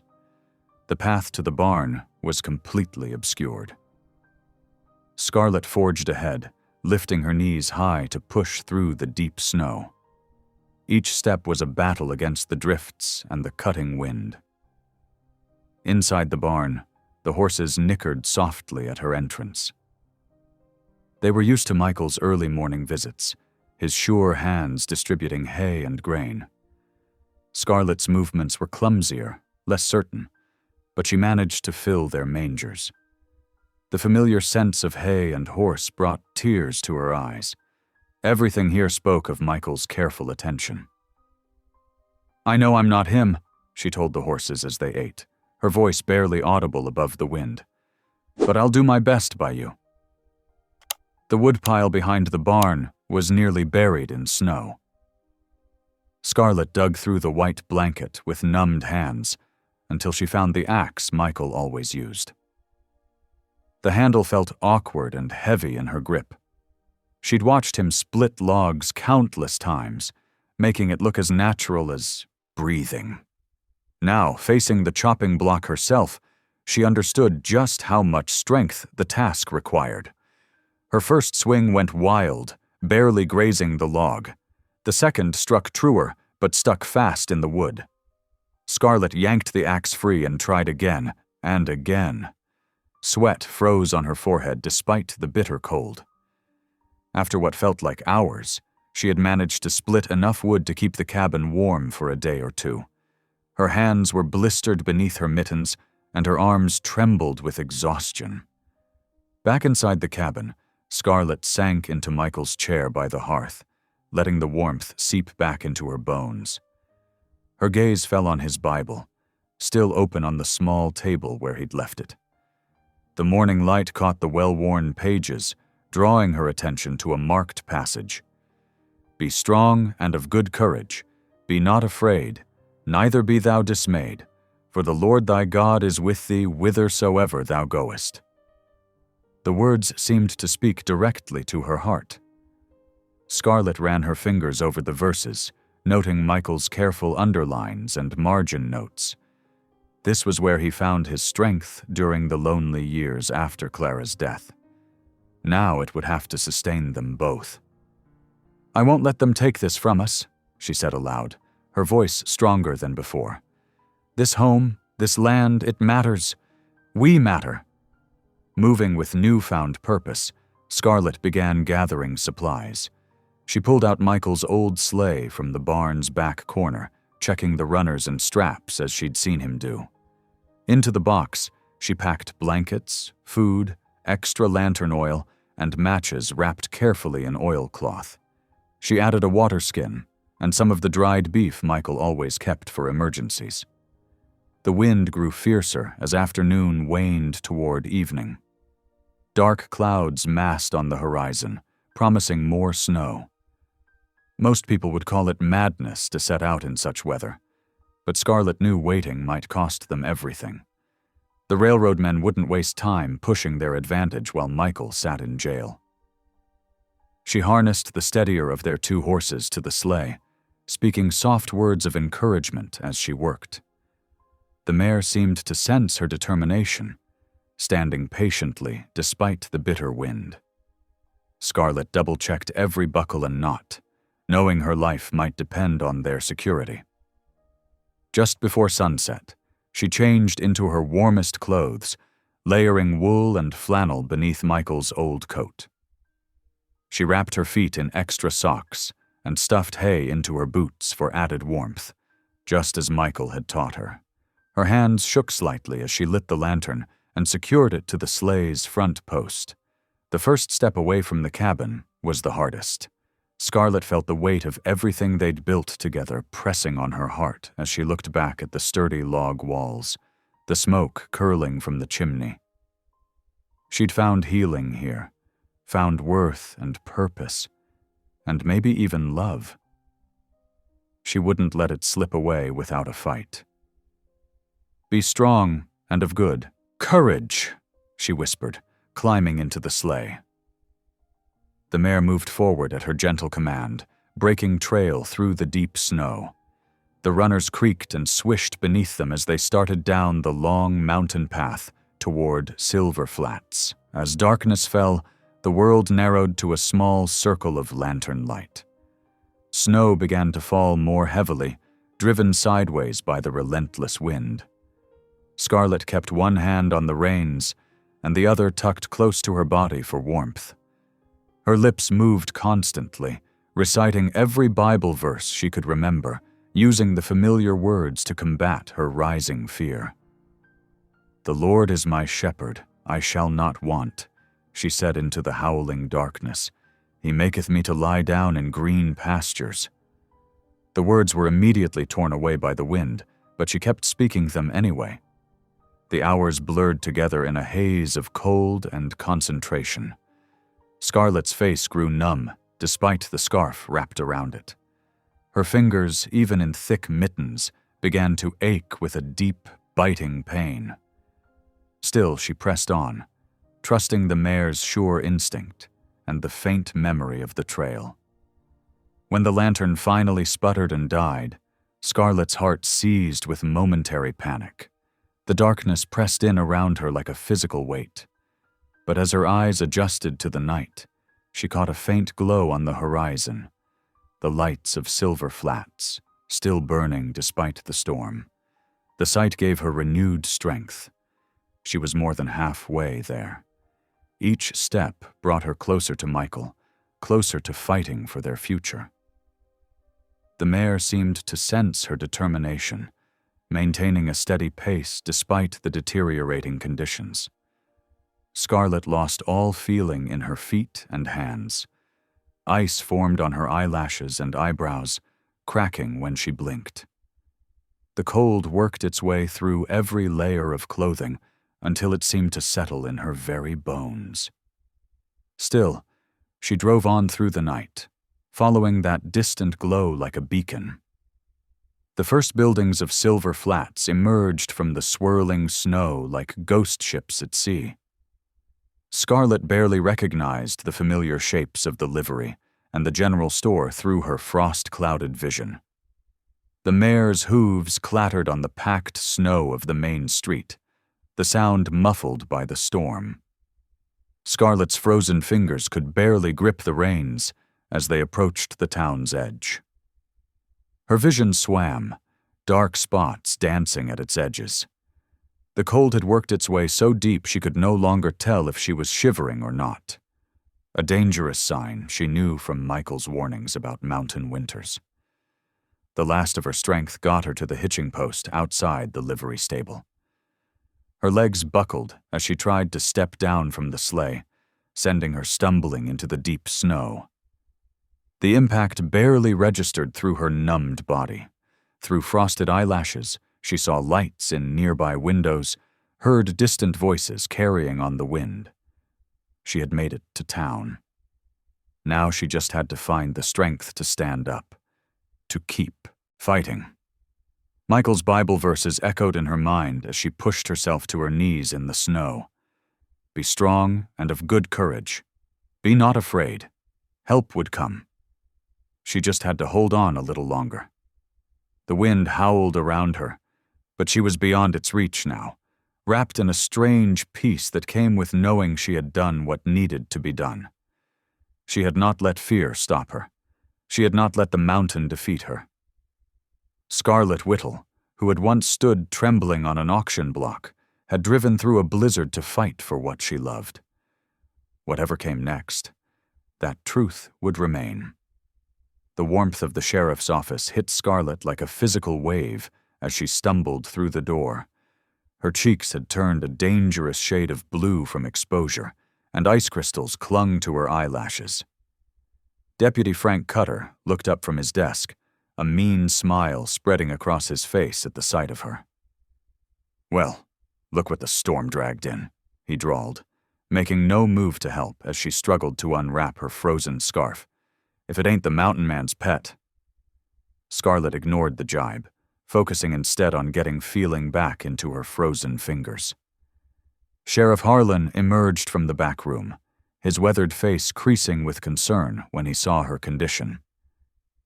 "Good Lord, girl, you rode through this?" He grabbed a blanket from a nearby chair and draped it around her shoulders. "Frank, fetch some coffee." The deputy scowled but complied, returning with a steaming tin cup. Scarlett wrapped her trembling hands around it, letting the warmth seep into her bones before speaking. "I need to see Michael Creed," she said, her voice hoarse from hours of cold. "Please," Deputy Cutter snorted. "Ain't visiting hours." "Let her through," Sheriff Harlan ordered quietly. 10 minutes. He shot his deputy a stern look that brooked no argument, then led Scarlett to the cells in back. Michael was on his feet the moment he saw her, gripping the iron bars with white-knuckled hands. "Scarlett, what in God's name are you doing here? The storm—" "I had to come," she said, stepping closer. Even in the dim lamplight, she could see the worry etched on his face. "They can't take your land, Michael. Not like this." "You could have died out there," he said roughly. "Go back home. Please, it ain't worth—" "I'll not let them take what's yours." Scarlett cut him off, her voice stronger now. "Clara's name is on that deed. There are laws protecting widowers' rights. I remember the clause exactly."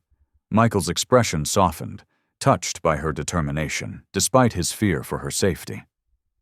You've done more than enough already. I can't ask. You're not asking. I'm telling. The words surprised them both with their firmness. I'm going to the clerk's office now. We'll fight this proper, through the law. Before Michael could protest further, she turned and made her way back through the office, ignoring Deputy Cutter's sneering face. The town clerk's office was just down the Faubourg Street, and Scarlett forced her still frozen legs to carry her there.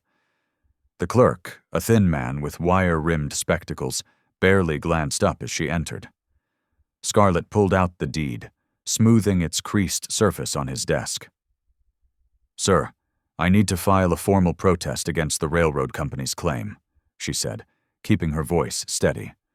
"According to territorial law, Section 12, Paragraph 3, a widow or widower's property rights cannot be invalidated without due process and fair compensation." The clerk looked up then, surprise flickering across his face before settling into amused condescension.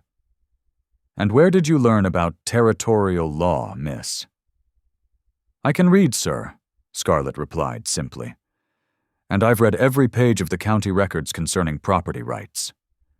He actually laughed at that, a sharp, dismissive sound that cut through the quiet office. "Reading's one thing, understanding's another. Only a judge can decide on matters like this, and good luck getting one to listen to you." "Then I'll speak to the judge," Scarlett said, carefully folding the deed and tucking it away. "When is the next court session?" The clerk's amusement faded slightly at her persistence. "2 days from now, but you're wasting your time." Scarlett turned without another word and walked out into the snowy street. Night was falling fast, and she had nowhere to stay. The church at the end of the street beckoned with its simple cross and unlit windows. Inside, the empty sanctuary was cold but peaceful. Scarlett sank onto a hard wooden bench, finally letting exhaustion overtake her. She pulled Michael's old coat tighter around her shoulders and bowed her head. "Lord," she whispered into the gathering darkness, "grant me wisdom. Show me how to fight this battle right." Her words echoed softly in the empty church, and despite her fears and the cold, a strange calm settled over her. Whatever came next, she would face it with the same courage that had carried her through the storm. She stretched out on the bench, using her arm as a pillow, and closed her eyes. Tomorrow would bring its own challenges, but for now, she could rest in the quiet sanctuary, gathering strength for the fight ahead.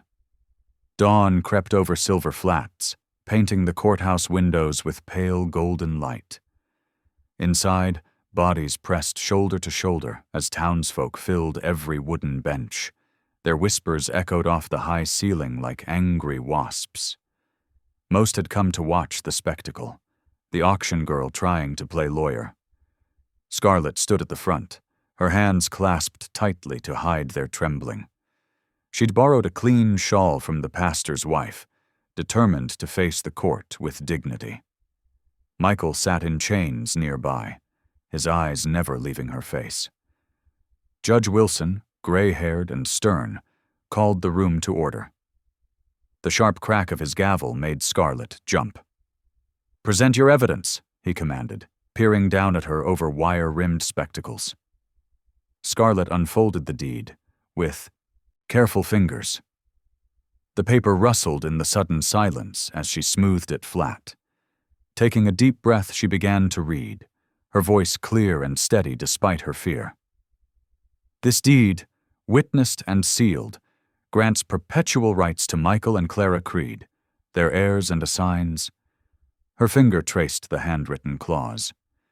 "And further states that upon the death of either party, full ownership transfers to the surviving spouse, as is customary under territorial law."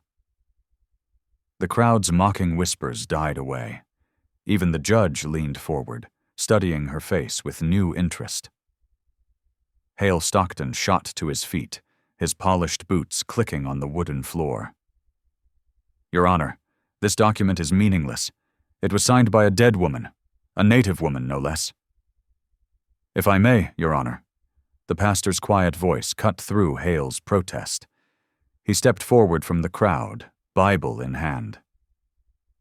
I witnessed Clara Creed's signature myself 5 years ago. She was of sound mind and understood fully what she signed. I would swear to it before God. The judge studied the deed for long moments. Scarlett held her breath, feeling the weight of every eye in the room. Finally, Judge Wilson straightened. The deed is valid. The property rights remain with Michael Creed. Case dismissed. The gavel struck with finality. For a moment, Scarlett couldn't move. Then tears began rolling down her cheeks, mixing with the melting snowflakes that had drifted in through the open windows. The stunned crowd parted before her as she walked toward the door, head high despite her tears. Sunlight streamed through as she stepped outside, warming her face like a benediction. The courthouse doors swung open as the deputy led Michael out, unlocking his chains. The gathered crowd stood silent in the crisp morning air, snowflakes dancing between them. Michael blinked in the bright sunlight, his eyes finding Scarlett where she stood on the courthouse steps. For a moment, he just looked at her, really looked at her. The woman who'd risked everything to save his land, his freedom, his heart. The same woman they'd all mocked months ago on the auction block. Michael stepped forward, his boots crunching in the fresh snow.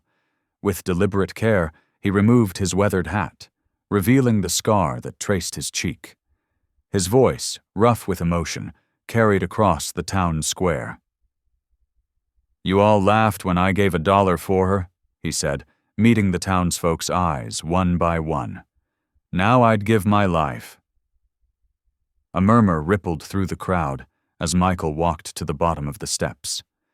There, before everyone who had ever scorned her, he lowered himself to one knee in the snow. Scarlett's hands flew to her mouth, tears welling in her eyes. "Scarlett Whittle," Michael said, his voice tender but strong. "You saved more than my land. You saved my soul from loneliness. Would you do me the honor of becoming my wife?" The square fell completely silent. The same men who had jeered at her months ago now bowed their heads, in respect. The old pastor stepped forward from the crowd, a gentle smile crossing his weathered face. Scarlett's voice trembled as she whispered, "Yes." The word seemed to break a spell. Soft applause began, spreading through the gathered townspeople like ripples in a pond. Sheriff Harlan, standing near the courthouse door, quickly wiped his eyes with his sleeve when he thought no one was looking. Michael rose and climbed the steps to Scarlett. She fell into his embrace, her tears soaking into his coat as he held her close. Around them, the morning sun caught the falling snow, creating a halo of light. In that moment, every cruel word ever spoken about her size or worth dissolved like frost in sunlight.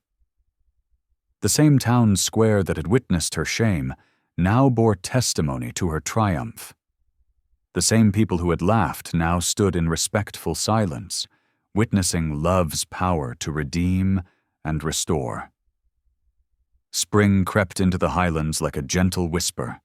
Along the creek where ice once gripped the stones, purple and yellow wildflowers nodded in the breeze. Their delicate petals dotted the awakening meadow around the Creed homestead, nature's own celebration of renewal. Inside the cabin, the aroma of fresh bread and stewing venison filled the air. Scarlett stood at the broad wooden table, her apron dusted with flour as she prepared supper for their growing household. Through the window, she watched Michael showing young Tommy, an orphaned boy from Silver Flats, how to split kindling. The boy's small hands gripped the hatchet while Michael's steady ones guided him. "That's the way," Michael's deep voice carried through the open window. "Mind the grain of the wood." Sarah Jenkins, a widowed seamstress who had lost her shop to fire, sat in the corner rocking chair, mending shirts. Her quick needle flashed in the afternoon light. In the small bedroom, James Cooper, a miner wounded in a cave-in, rested peacefully, his leg slowly healing. The sound of hammering echoed from above as Michael worked on the new sleeping loft. Fresh-cut pine boards stretched across the rafters, making room for more souls in need of shelter. The cabin that once echoed with lonely silence now hummed with life. "Supper's near ready," Scarlett called, wiping her hands on her apron. She smiled at how loose it had become, not from hunger, but from the daily work of caring for others. Her old green dress hung in the corner, waiting to become part of a new quilt, each stitch a reminder of how far she had come. Every Sunday they gathered around the long table Michael had built. Bowls of steaming food passed from hand to hand, while hymns rose to the rafters.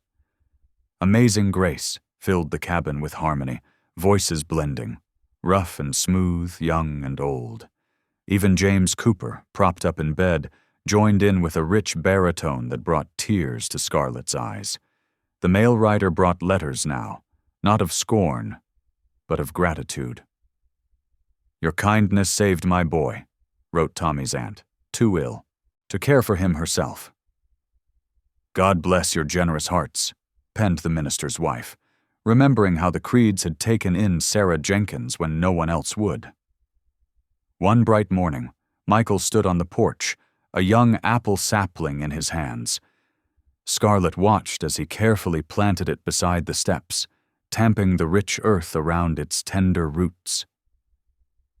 "Clara always wanted an orchard," he said softly, touching the slender trunk. "Reckon it's time to plant that dream." Scarlett touched his arm, understanding how healing could grow from loss. Like the sapling, their love had taken root in rocky soil and flourished against all odds. In the evenings, while others slept, Scarlett worked on her quilt. Each piece of her old dress became a square in the pattern, a testament to change.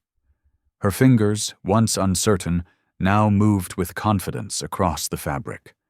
The stitches spoke of strength found, not in spite of her size, but through the power of giving. The cabin that had once been Michael's solitary refuge now stood as a beacon of hope. Lantern light spilled from its windows into the gathering dusk, guiding weary travelers home. Inside, love multiplied like loaves and fishes, proving that the heart, like a home, grows larger by sharing. Around the Creed homestead, spring's wild beauty painted the land in colors of promise. But the truest beauty bloomed within its walls, where broken lives found healing, and grace flowed as freely as the creek's clear waters. Golden sunlight spilled across the meadow as neighbors gathered for the spring celebration. Children chased each other through tall grass, while their elders spread quilts and baskets beneath the towering pines. The air carried the sweet scent of wild flowers and fresh baked pie, mingling with the sounds of laughter and prayer. Pastor Matthews stood before the assembled crowd, his weathered face creased with joy. Young and old alike settled onto logs and blankets, eager to hear the tale they'd come to cherish. Tommy, no longer the frightened orphan boy, sat cross-legged at the pastor's feet, his eyes bright with anticipation. "Let me tell you about God's mighty work," the pastor began, his voice carrying across the hushed gathering. "It was a cold autumn day when our brother Michael stepped into that town square." He gestured toward Michael, who stood at the edge of the circle, Scarlett's hand tucked safely in his own. "They laughed when he bought her for $1, Pastor Matthews continued, shaking his head at the memory. "Oh, how they laughed! But the Lord—" He paused, letting his words sink in. "The Lord was bidding higher than any man knew that day." Sarah Mills, the seamstress, dabbed at her eyes with a handkerchief. Jake Cooper, now walking with just a slight limp, nodded solemnly. They had become part of this story too, finding their own healing within the walls of the Creed home. That $1, the pastor went on, purchased not just a wife for our brother, but hope for our whole community. Through their union, God showed us what love truly means, not judgment, not mockery, but grace upon grace. The setting sun painted the western hills in shades of purple and gold. In the distance, a train whistle echoed through the valley, no longer a sound of threat, but merely a reminder of changes weathered and victories won. The railway now passed well south of their land, leaving the Creed homestead as a peaceful haven above the bustle below. Scarlett and Michael stood together at the meadow's edge, their silhouettes merged against the dying light. Her hand found his, fingers interlacing with familiar comfort.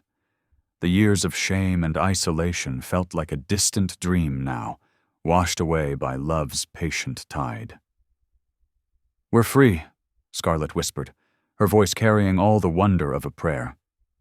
Her words floated on the evening breeze, a testament to battles fought and won, to hurts healed and hearts restored. Michael turned to her, his scarred face softened by the sunset's glow. "No," he answered, his voice rough with emotion. "We're found." In those two words lay everything, the end of his lonely wandering, her journey from rejection to belonging, their shared path to redemption. Below them, their cabin stood sturdy and welcoming in the gathering dusk. Light spilled from its windows, a warm beacon cutting through the mountain twilight. The home that had once known only grief now overflowed with life and purpose, its doors open to any weary soul seeking rest. Pastor Matthews raised his hands in blessing over the gathered community. "Let us pray," he intoned, and heads bowed in reverent silence. The evening air grew still, as if heaven itself leaned close to listen. Even the children ceased their play, sensing the sacred weight of the moment. In that holy hush, the last rays of sunlight streamed through the pine boughs, touching each bowed head with golden grace. It seemed to those gathered that divine light itself rested on the mountain home, blessing the love that had transformed not just 2 lives, but an entire community. Scarlett and Michael remained hand in hand, their hearts beating in quiet harmony with the evening prayer. Their story had become more than their own. It had grown into a testament of faith's triumph over fear, of love's victory over loneliness, of grace's power to heal the deepest wounds. The cabin below continued to glow, its windows warm against the deepening twilight. Like their love, it stood as a lighthouse for the weary, a shelter for the unwanted, a home for all who needed to be found. Thank you for listening. Stories connect us in the most unexpected ways. If you felt that spark today, make sure you're subscribed. I share a new one daily, and the next might change your day.